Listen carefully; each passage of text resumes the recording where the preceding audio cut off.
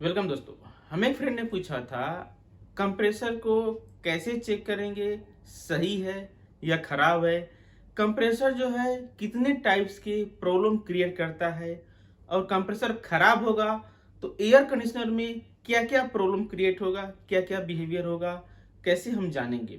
ये वीडियो में इसी के बारे में जानने वाले हैं। एयर कंडीशनर या फिर रेफ्रिजरेटर में यूज होने वाले कंप्रेसर इंपॉर्टेंट पार्ट जो रहता है इसके ट्रबल शूट आइडेंटिटी करने के बारे में।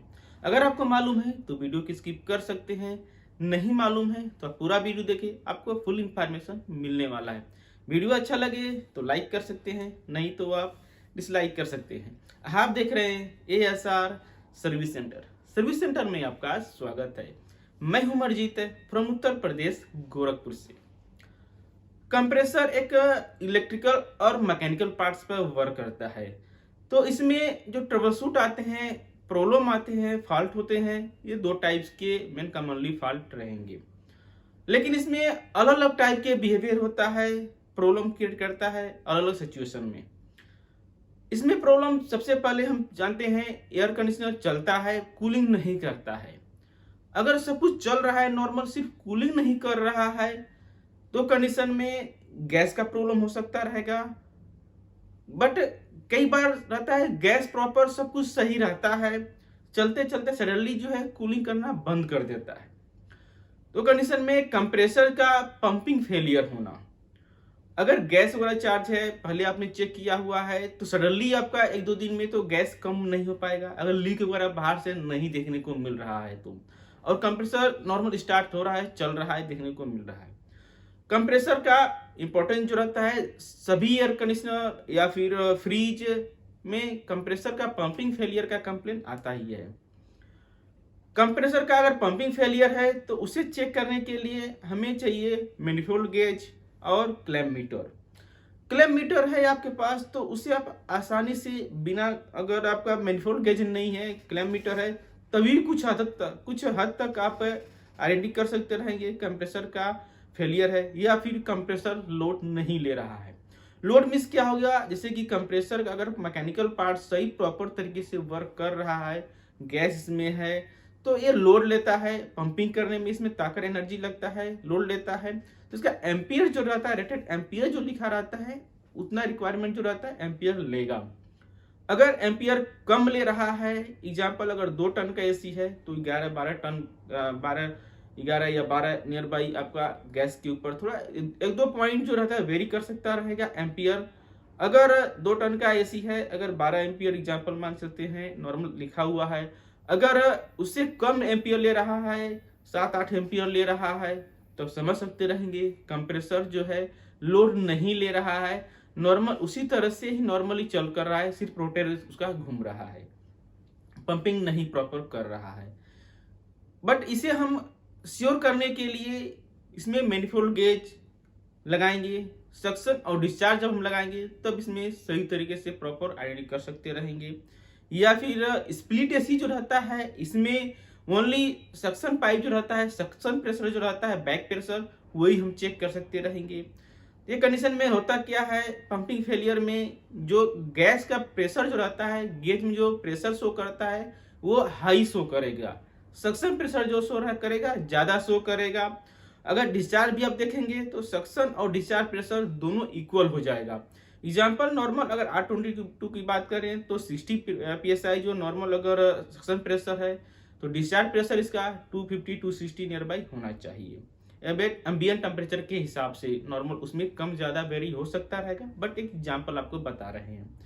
इस तरह से अगर है सक्शन 60 और डिस्चार्ज 260-50 है तो सही प्रॉपर वर्क करेगा, कूलिंग करेगा।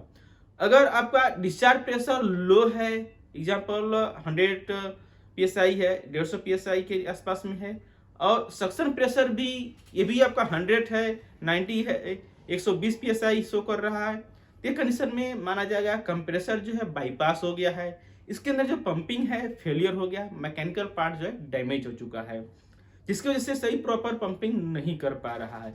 इसे हमें रिपेयर करना होगा या फिर रिप्लेस करना होगा। ये चीज हो गया कंप्रेसर का फेलियर होना, इस तरह से आप आइडेंटिफाई कर सकते रहेंगे।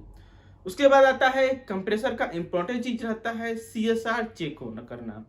जो भी हमारे नए टेक्नीशियन है उनको मस्ट इम्पॉर्टेंट है पार्ट है कंप्रेसर का वाइंडिंग चेक करने आना चाहिए। अगर आप कंप्रेसर का वाइंडिंग चेक कर ले रहे हैं तो आप कंडेंसर फैन मोटर जो रहता है उसका भी वाइंडिंग चेक कर लेंगे, क्योंकि जो एयर कंडीशनर है इसमें मोटर यूज किया जाता है, कंडेंसर फैन या फिर ब्लोअर मोटर या फिर कंप्रेसर, ये तीन के तीनों में वाइंडिंग रहते हैं, जिससे हमें वाइंडिंग चेक करने आना चाहिए।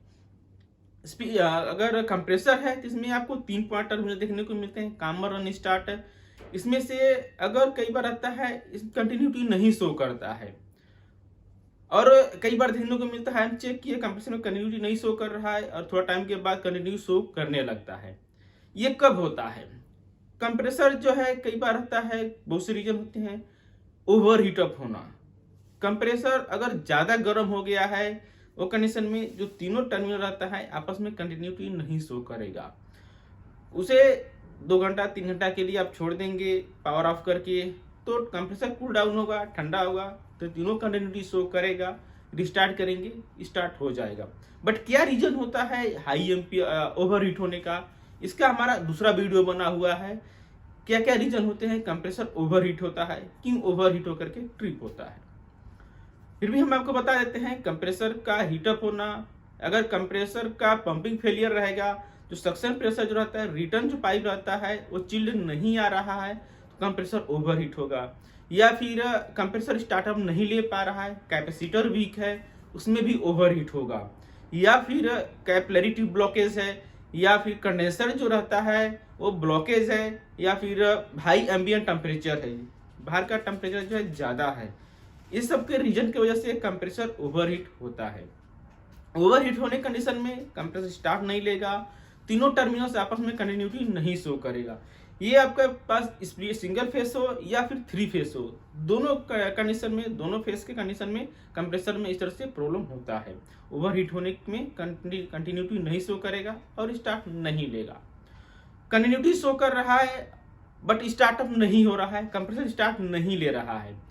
वो टाइम में अगर सिंगल फेस है कंप्रेसर है तो उसका कैपेसिटर हम चेक करेंगे, कैपेसिटर सही है या खराब है। खराब होने की कंडीशन में कंप्रेसर स्टार्ट नहीं लेगा, हाई एम्पियर जाएगा या फिर गर्म हो सकता रहेगा हाई एम्पियर लेकर के। तो कैपेसिटर किस तरह से चेक करते हैं, इसका स्पेशल मीटर आता है, उसका हमने वीडियो बनाया है किस तरह से मीटर से हम चेक करेंगे कैपेसिटर सही है या खराब है, या फिर दूसरा पार्ट में हम बताएंगे जानेंगे कैपेसिटर चेक करने के बारे में। कैपेसिटर हम नया रिप्लेस करेंगे, अगर कंप्रेसर का वाइंडिंग सही है, कैपेसिटर खराब है, कंप्रेसर स्टार्ट हो जाएगा।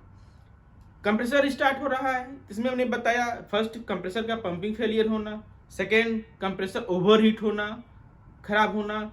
उसके बाद आता है कंप्रेसर ग्राउंड होना। कई बार होता है कंप्रेसर जो एसी जो स्टार्ट करते हैं 5-10 मिनट के बाद ट्रिप हो जाता है।